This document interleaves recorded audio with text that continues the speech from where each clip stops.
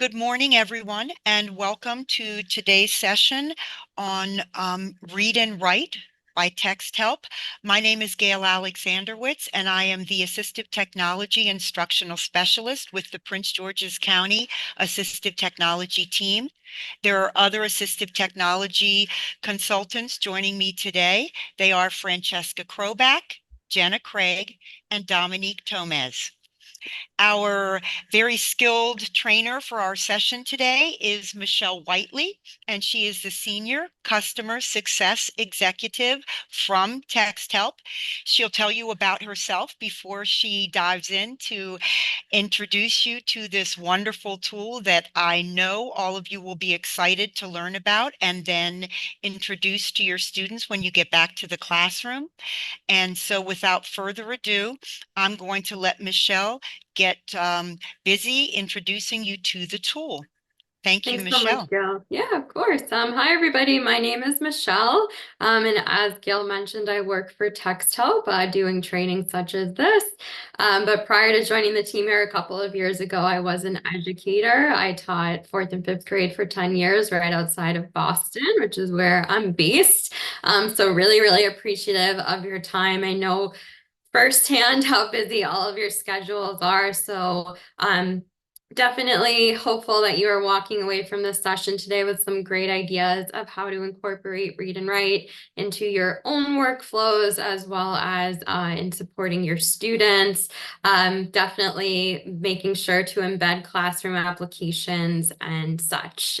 So we are a pretty small group, so definitely feel free to raise your hand, unmute when I stop for questions. If you want to drop questions in the chat so you don't forget them, that's fine too. I definitely just want this to be like a really good use of your time.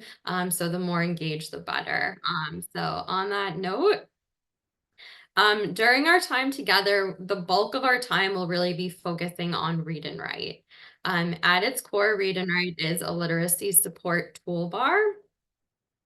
And when we think of Read and Write, I really think of it within 3 domains of the tools that are presented. There are so many tools on Read and Write. It's such a robust toolbar that we won't even get to every single tool, but we'll look at the greatest hits in terms of tools that really support reading and making meaning when it comes to vocabulary. Then we'll move on to some research and organization tools that can really help students with, getting the information they need from research. And then we'll round it up with writing tools, as the name suggests, right? Read and Write.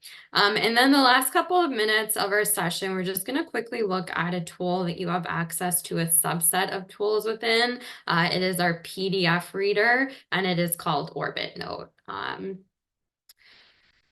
So if you're like, all right, what is the deal with Read and Write? Like who is this going to support? The answer really is everybody. At its core, it is a UDL tool. It does support the wide range of needs for the students that you will have in front of you.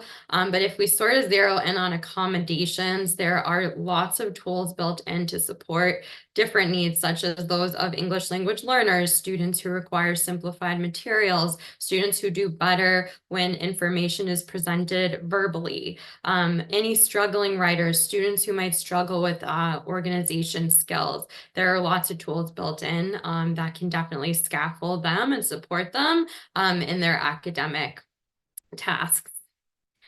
So on that note, we will dive right into taking a look at this toolbar in action. I do just want to point out that if you're sort of following along, if you haven't downloaded it yet, it's as quick as going to Google and just looking up Read and Write Google Chrome. And that Chrome store is going to pop up. And all you have to do is just, mine says remove because I already have it, but you would just want to add it to your Google Chrome. And then you're at the right tool. If you look up on your browser and you see a purple puzzle piece with an R and a W in it, that means you have Read and Write and you're good to go. So in terms of our session for today, we'll look at how Read and Write interacts with a Google Doc as well as out on the World Wide Web. When you open up Read and Write, depending on which environment you're opening it up within, the toolbar is just going to look a little different. And there's definitely some nuances between some web-based tools and some that are, dock or slide dependent. So when I open up the toolbar over this dock, you can see that now it is actually docked to the top of my screen. I can't move it. So this is the experience of a user, again, within Google Docs or Google Slides. Over on a website, if I open up Read and Write, it's a little more dynamic. It's not as static in that you can actually reposition the toolbar on the web. So if you just use the crosshairs, if a student prefers to have it at the bottom of their screen or more right justified, you have that option.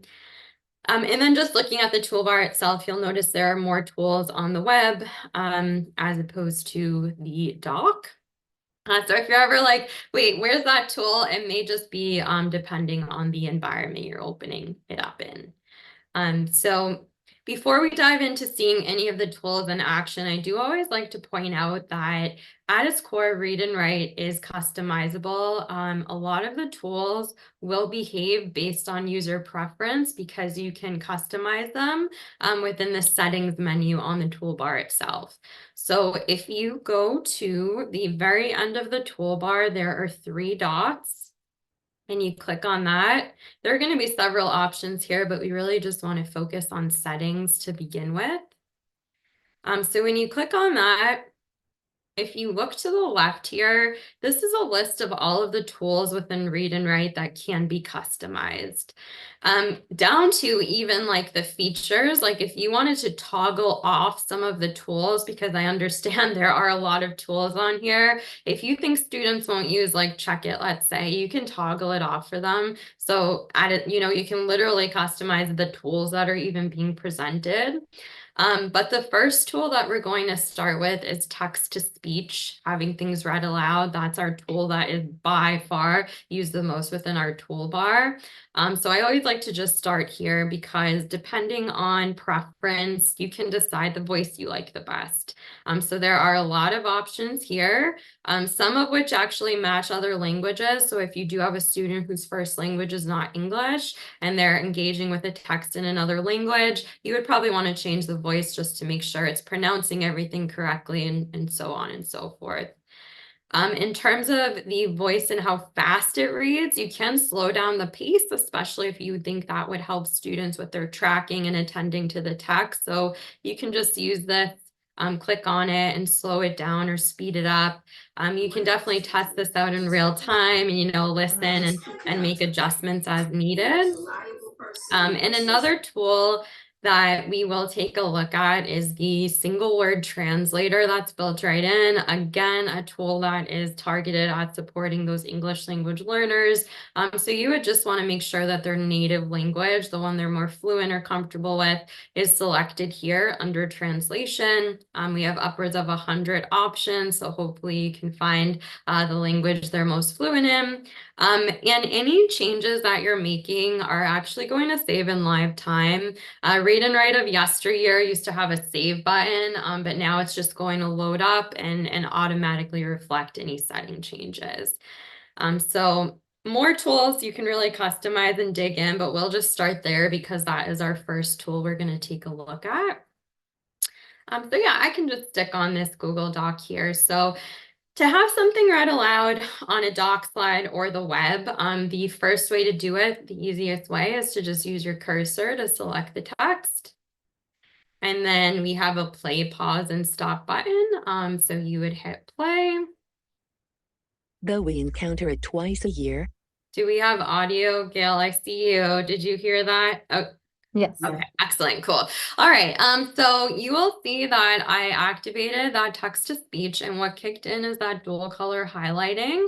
So it will highlight the exact sentence that's being read in yellow down to the exact word in blue, really designed to help students with, again, attending to the text and tracking exactly where they're at. Definitely encourage distinguishing between the pause and stop button. The pause button is basically like a bookmark. So wherever students hit pause, it will save their place. If they have to take a quick note or go ask their teacher a question, they'd want to hit pause so they can come back and resume right where they were at. If they were to hit stop, it's actually going to take them out of it entirely. So definitely worth distinguishing to avoid some frustration with that. So that is the first way to have something read aloud, and that's the same on the web and within a doc. We do have a tool that is unique to the web to have things read aloud, because it was developed with the idea that sometimes there are hyperlinks that students might be curious, like, what is that? But if they try to use their cursor, they might accidentally click on it, depending on where they're at with their fine motor skills. So we do have hover speech. It's this speech bubble at the beginning here with the cursor. And if ever you're not sure what a button is, if you just hover for 2 seconds, a label will generate. So if you were to hit hover speech and just hover over where you want it read, Questions and answers on Albert Einstein. it will do that. And it's actually kind of a hack on the web. And that, again, if we're going back to students having to use their cursor to select a text, they can actually just hit that hover speech and have anything read on the web. During his stay at the patent office. So there's no need to even use the cursor to select. They can literally just hover, but again, that is unique to the web. So those are 2 ways to have things read aloud. There is one more way. And if looks like we went all the way down here. Here we go.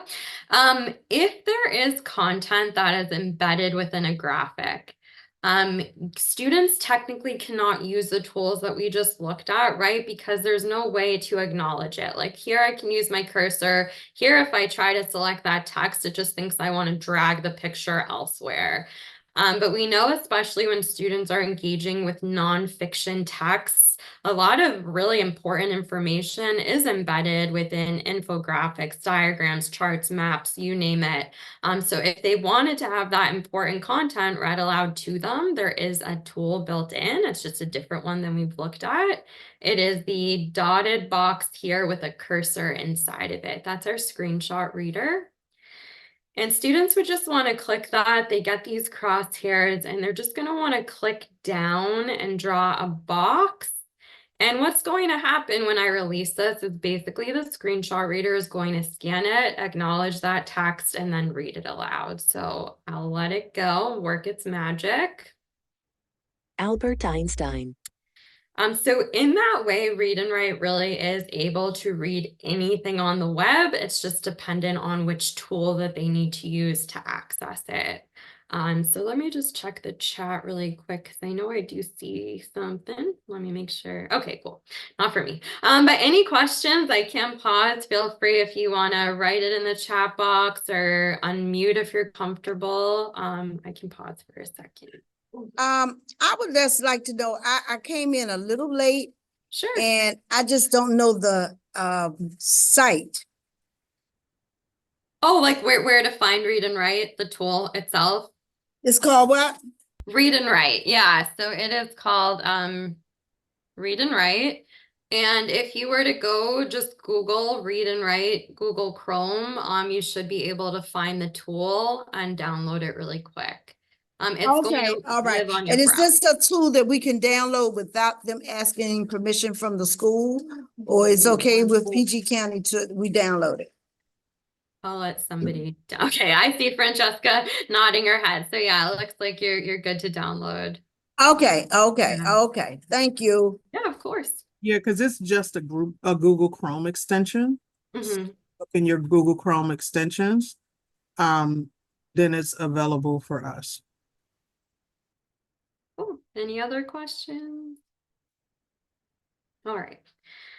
Let me X out of that. Okay, so now that we're able to have things read aloud, we are going to move on to focusing on tools that can help with word clarification, developing their vocabulary, making meaning within a text, and then, of course, ultimately leading to their comprehension of the text. So we have a ton of tools built in to support this. The first batch of tools I really do recommend having open in tandem. So if we look at this article here, we have a couple of multiple meaning words like spring and fall. So it really does depend on the context that students are able to make meaning and have exposure to all of the possible definitions. So in this way, I can use my cursor to just select the word. I always like to promote the double click trick. If you just double click a word, it will highlight it perfectly. You don't have to worry about missing a letter. So teach your students that too. But if you double click spring and you come up to this open book icon here, this is our dictionary. So this is going to generate a new window that is repositionable. So like within this Google Doc, it would make the most sense to dock it over here, right? Just kind of a blank space. And what it does is it pulls out the word, it pulls out every definition as well as the part of speech. And it also does have that auditory support built right in, so they can hit play Noun. and basically One like of the four. hear all of the options available to them. So in this way, they have the written and auditory version, and we can actually take it a step further with the next tool. It looks like a photograph, basically. That is our picture dictionary. And when you click on that, another window opens up. In this case, on this Google Doc, it could really just live over here. And we have all of these visual representations that also match the definitions as well. So if you have visual learners, this might be where it's at for them.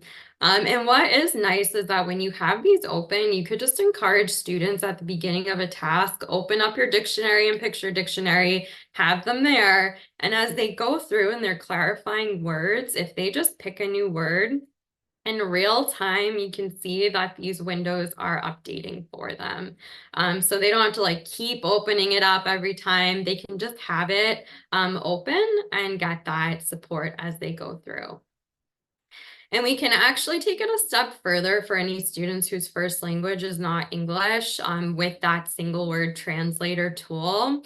So it's the A right here. This is another window that can be open in tandem with these two. When you click on that translator, one more window pops up. And what we have here is basically every option for the word sleep. I have Spanish as my translation language, so you can see that there are several options.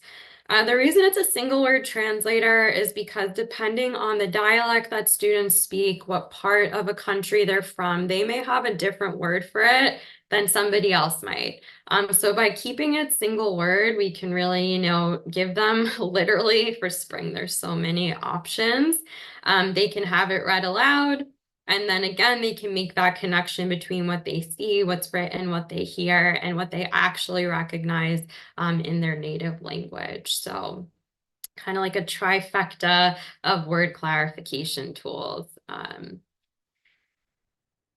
And then any other questions? Okay, thank you so much, Francesca, for answering the question about Hover Read.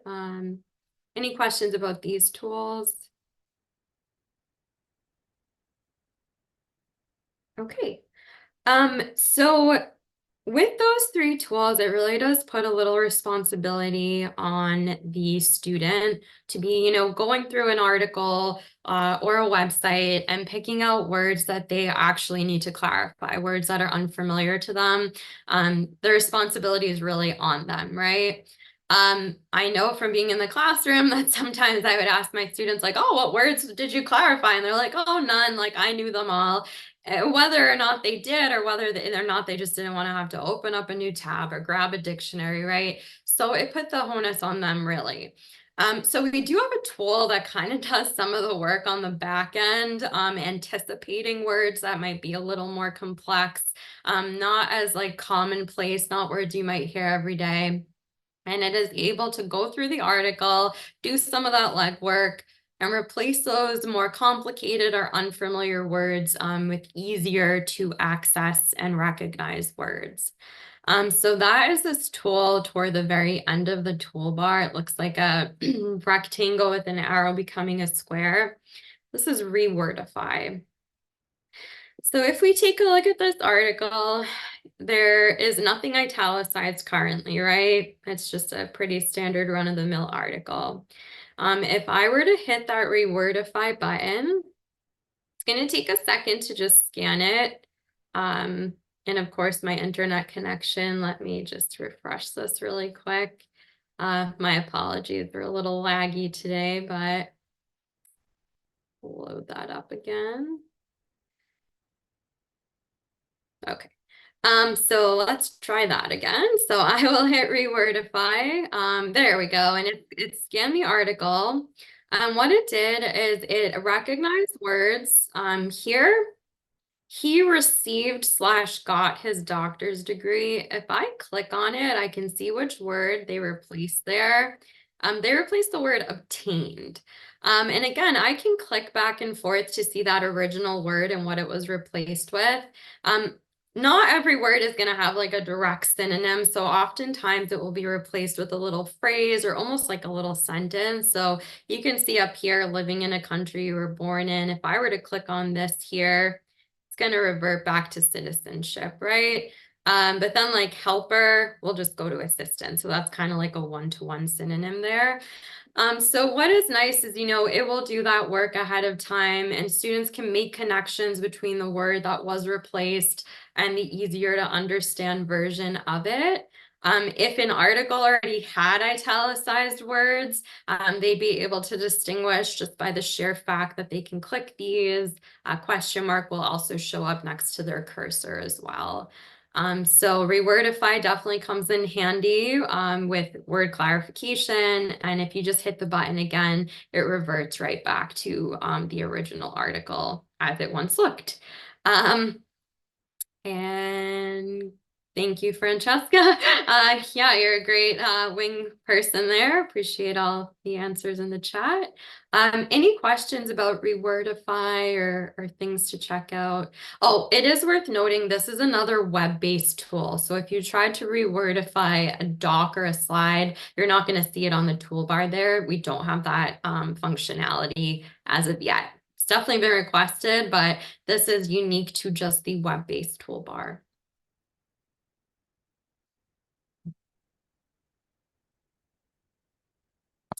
Okay, we will keep moving on. So we do have another tool to really support vocabulary, and that is our vocabulary list. Definitely a nice student tool, but from an educator perspective, this tool can definitely be a game changer. So basically the end result of using the vocabulary list button is that you can build up a chart for students. If you're wanting to help them build up background before they engage with this like very technical article that has very specific language, you're kind of anticipating words they might run into trouble with, you can build a vocab list. If you wanted to have a word workstation, you could build a vocab list, a study guide.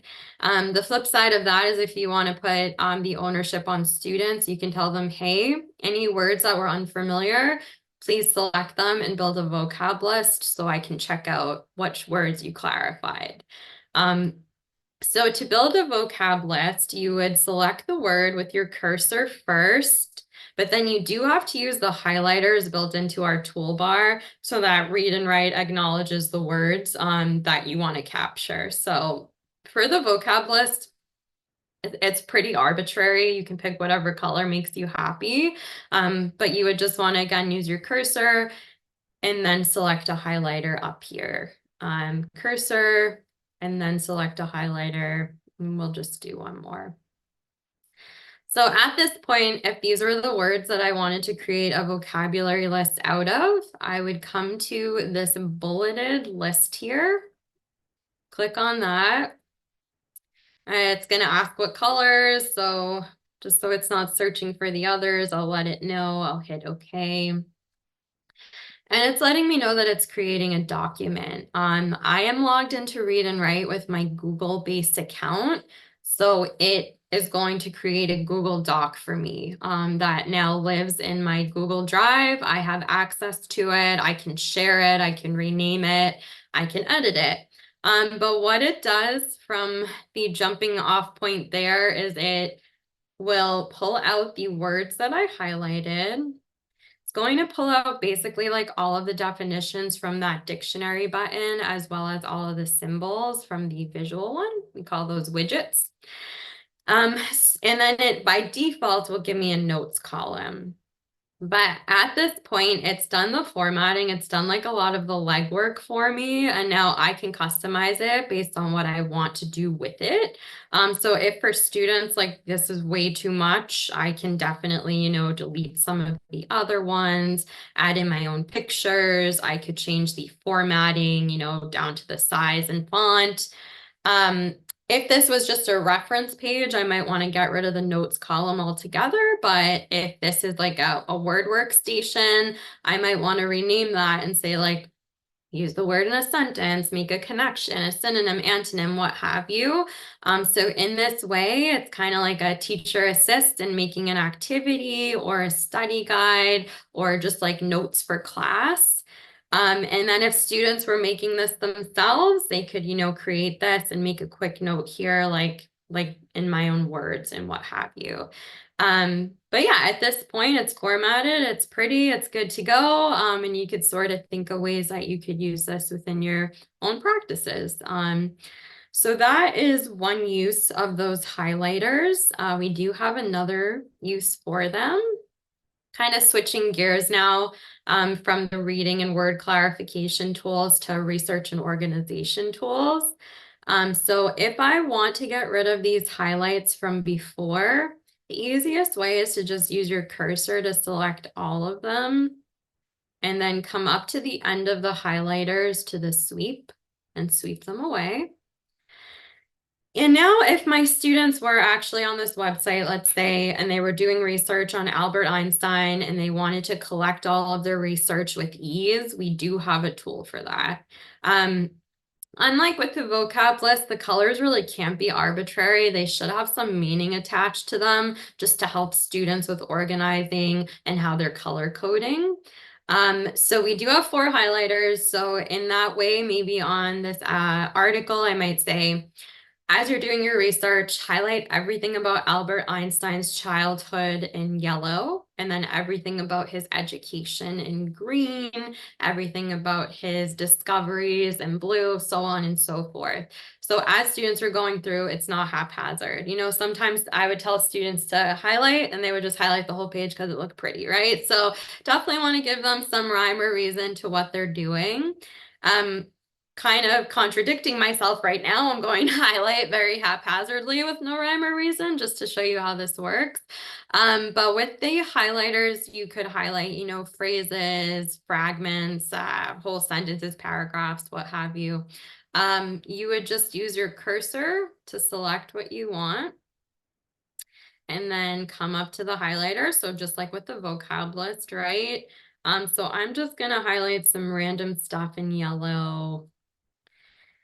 And then let's say I'm moving on to the next category of my research, and now I'm going through and highlighting my facts in green. And then we'll just do a couple of blue just to show that as well. So at this point, you can see that all of the facts are really like interspersed with each other. But the student is done using this website to research. Now they want to pull their information. They would come to this circle here that is made up of arrows and hit collect highlights. It's going to give them the option of how they want to sort highlights. Is it by color or by position? I would say 9 times out of 10, if you're assigning meaning to the colors, they're going to want to sort by color because they're going to want their yellow facts all together, their blue facts all together, etc.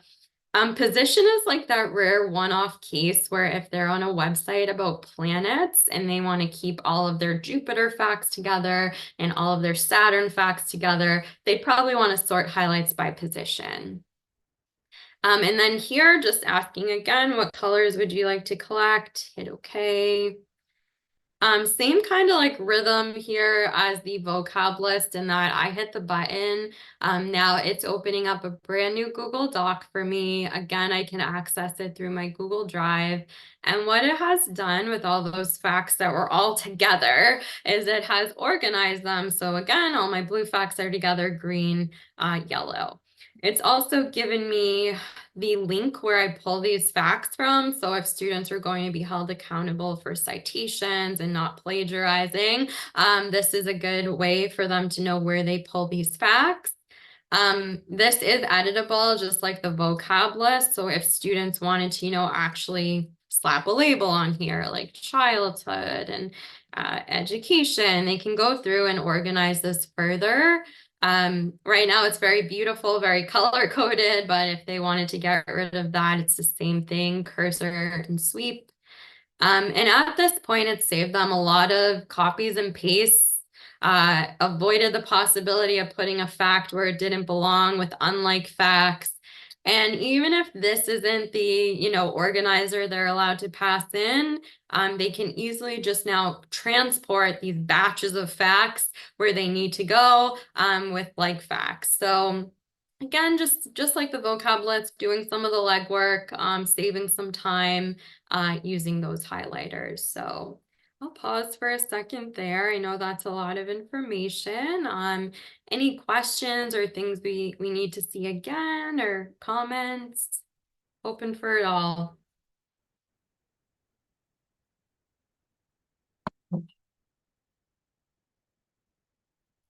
All right, that means we must just be in really good shape. All right, so let me check the chat. Yeah, I agree. I'm glad you think so. I, of course, think it's very cool too.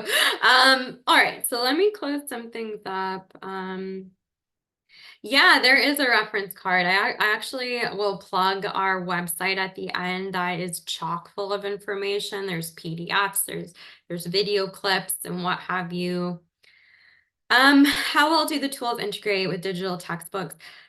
I would say, is that Houghton Mifflin or is that something else? But yeah, I don't know if I'm like very Boston thinking right now, but yeah, I would say definitely try it out. We get varied feedback on how well they integrate with different, learning management systems and digital textbooks. Read&Write specifically, though, should integrate well with, like Canvas, Brightspace, etc. If it's like a PDF based content, Orbit Note will probably be your best bet for that, which we'll take a look at in a little. I'll let somebody from the AT team speak to that question. But yeah, it's definitely just worth sort of trying it out, trial and error. And if you find that it's not playing nicely with your digital textbooks, definitely like shoot me an email and I can have our product development look into it. Sometimes like Pearson will change something on their end and then Read&Write doesn't play as nicely with it as it did like the day before. So it's always helpful information to just know. All right. So I'm gonna actually just pop to a new website for this tool. All right, let me just reload it too, just because my web computer is having a mind of its own. All right. So this website here, on hermit crabs using plastic hats, adorable. If you were doing, an animal adaptation unit, this might be a really neat article for students to be on to learn more. The problem is, if you look at this article, there are a lot of distractions. There are a lot of links. If we scroll down, there's pictures, there's a video clip that you may not want students really clicking into. Luckily, not too much chaos in terms of comments, but there could have been. Basically, there's a lot here. So it could really lead to distractions for students. Some students could log in and just feel very cognitively overloaded looking at this, but it's a good website. It has good content. In that case, we do have a tool built in to help make this more easily digestible, easier to look at. It is right next to Rewordify. It's basically all of these lines with an arrow pointing down. This is Simplify Page. And when I click the button, you'll see why it's called that. It does just that. When I click on Simplify Page, it's going to open up a new browser tab. It is worth pointing out, this is different than when I was making like a vocab list and collect highlights. Those were going right to my Google Drive and I had them forever and ever. When you hit simplify, it opens up just a new browser tab. If you X out, it disappears forever and ever. So if you do this as an educator ahead of time, just make sure that you're in, saving it as a PDF or what have you. But if you take a look now, that article, all of the important content has been pulled in over here, and all of like the extraneous links and pictures and blinky things are no longer. Now my students could really just focus on this content. And we can take it a step further because this is basically everything within that article. If you think that students would benefit from having it summarized down a bit, like just identifying the main idea and the essential supporting details, trimming off some of the excess information, we do have a button built in. It's at the end, it's AI. So, and it is in beta version. So I always like to highlight that just in case, you know, it does something a little wonky. They're still getting worked on, but if you click on this button here, it's going to scan the content and it's going to identify, oh, there we go, did a nice job. The most important information, and as you can see here, now it's almost just like a blurb without losing the gist, without losing the important information. So this could be a tool that you do put in the hands of your students and say, hey, simplify it, simplify AI it. And then that's really all you need to get the content itself. And within this window, you can change the formatting too. I'll just work my way back. So you could change it to have double line spacing. You could make the font a little bigger. You could change the font itself. You can change the contrast. And something that's also kind of cool is if you do put this in the hands of students, if they toggle on Discover, it's just going to scan and identify like phrases or proper nouns. And if they were to click it, it will give them like a little support built in, like a little Wikipedia blurb with a picture and like what it is. So this is definitely something nice to put in the hands of students, but I've also heard educators will do this, save it as a PDF and then share it too. So lots of possibilities within Simplify. So all of these tools are unique to the Simplify window, but you'll notice you still have your Read and Write toolbar up top. One tool that is built into Read and Write that I always like to show over here is the screen mask. So if you have students that benefit from accommodations like a color overlay or an educator like chunking a text into pieces, or a student that you've put a ruler in the hand of to be like, hey, this will help you with tracking. This tool is really multifunctional, like it could cover all of that. So if you hit the computer screen here, it's loading up my previous settings. So these settings really lend themselves to a student that does require a text being chunked. So they're not like, you know, visually overloaded. They just see what they need to focus on. But if I come to this cogwheel here, I can mess around with this. So if I don't want the background so opaque, I could change that. If I want the reading light to actually be, more opaque, like again, thinking of a color overlay, you could change the color of that. And you could also change the height. So like if you wanted to really narrow in on just like a sentence at a time, there is that option too. And then as you're making these changes, they'll just update in real time and then they can use it to engage with the text. And again, that's not unique to just the Simplify window. That is a setting wherever Read and Write is. So I'll pause for a second and just check in here. Okay. All right. So for the last batch of tools for Read and Write, we'll just take a look at a couple of writing tools that are built in. These are my remnants from my last training. All right. So the first of which will be Talk and Type. So again, if students are more comfortable verbally expressing their thoughts, I met many of those in my career where they could beautifully tell me verbally what they were thinking, but then a real roadblock kicked in when it came time to write it. We have Talk and Type for that very purpose. So it's like a built-in transcription tool. If students have an accommodation for a scribe, this really can support them in that regard too. Ideally, students will have a headset, almost like the icon here, so that that mic is right there. It can really cut out background noise. But all you have to do is click the button. I am talking and it is typing, period. And then I hit that mic just to shut it off. What you'll notice is that it was able to write it for me. It has proper capitalization. I was able to say ending punctuation, so students could say things like exclamation mark, question mark, period, and it will jot that down for them as well. And something that is worth noting for students whose first language is not English is when they prompt talk and type, immediately sort of like stop it.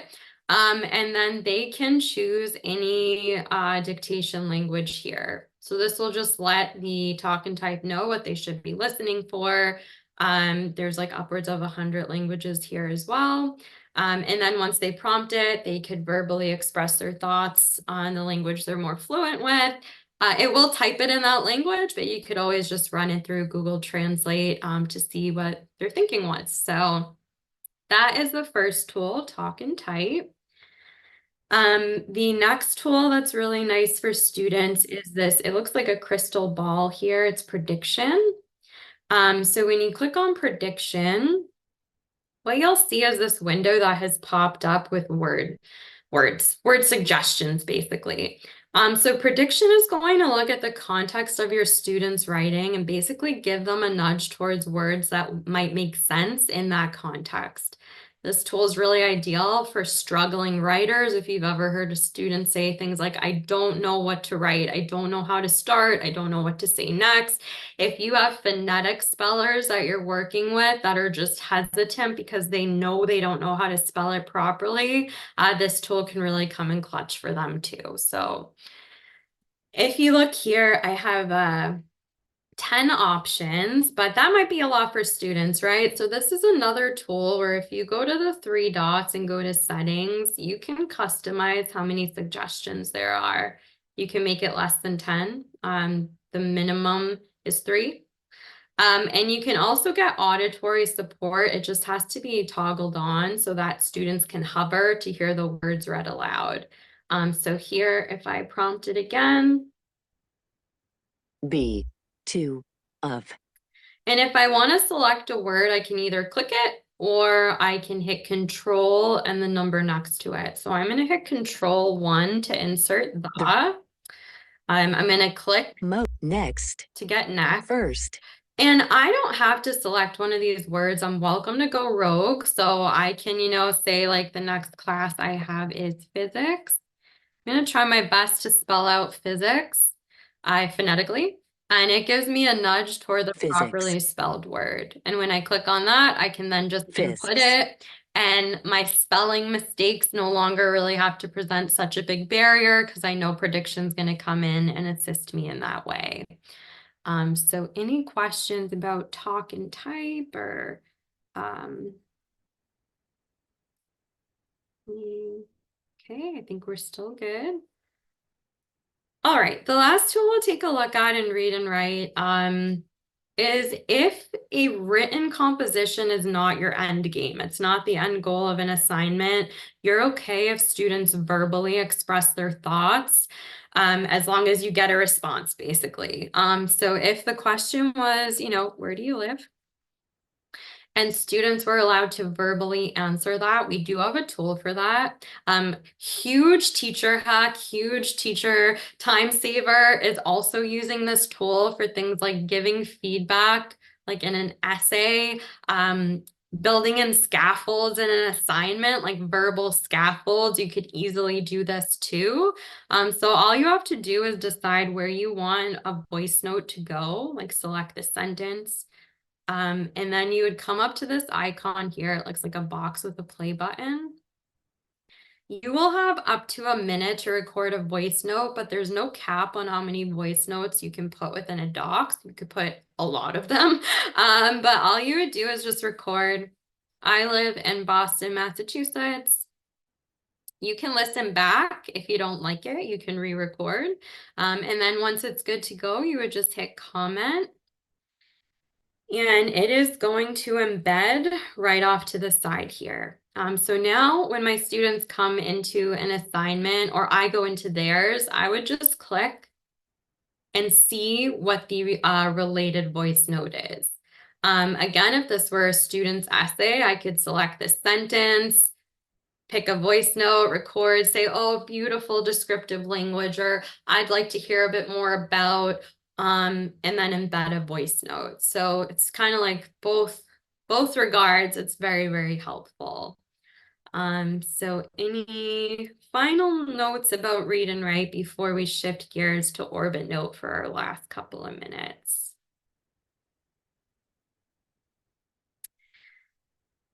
All right, well, we definitely did not get to every tool in Read and Write, so I do just want to point out this is the website you would go to get like a reference guide. There are video clips here that do pull out every single tool, including the ones we didn't have time to get to. So I definitely recommend digging in. It's just academy.texthelp.com. It's just a bunch of on-demand resources, no like classes you have to enroll in or anything. But that's going to be your one-stop shop for like those reference guides and such. And there will be stuff on Orbit Note there as well. So if you have questions after this next blurb, that will also be your best bet. But in terms of Orbit Note, this is really our PDF environment. It's a separate tool than Read and Write, but through your subscription to Read and Write, you have access to a subset of tools over there. So if you're sharing PDFs with students, you want them to work on PDFs, Orbit Note may be your best friend. So there is an Orbit Note extension, just like there was a Read and Write extension. So you could look up like Orbit Note, Google Chrome extension. If you were to click on the extension, it's going to just take you to orbit.texthelp.com. So either way you can get there. It's just orbit.texthelp.com. And we'll just sort of do a lightning round of this. So you could upload a PDF that you have. You're going to upload it right to the, like I said, the Orbit Note environment. And you will notice that the toolbar looks pretty familiar. That's because a lot of the tools you have access to through Read and Write are going to follow you over here. Like all of your ways to have things read aloud, a lot of those word clarification tools, translate, the highlighters. So you still have that option here. You can have things read aloud. A few other perks of uploading PDFs into this environment is there are annotation tools. So if you wanted to, you know, beef up a PDF, put some scaffolds in there before sharing with students, you have some options for that. You could click the square. These are the shapes we have. So let's say you wanted to like really emphasize a word. You could draw like a box around it for the student. If you wanted to freehand draw, so, you know, like if you wanted to really emphasize or star things, you could do that. It's a horrible star. So good opportunity to show the eraser, which is right next door. You just click it. If you wanted to embed a text box, so you could click the T here. This is repositionable. So like, you know, if you wanted to say like, read closely and complete by like even like give a due date, you could do that.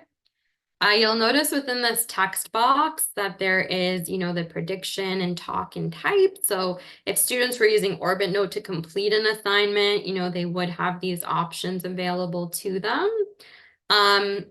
You can also even like embed another image. So if like you had a, you know, an image of a plant cell that you wanted to put right on here. So sky's sort of the limit with Orbit Note, and sort of, I think you'll see some of these tools aren't available. That's just because I am on that premium version. But as long as you have a PDF that's already been scanned, like you can use your cursor to highlight the text.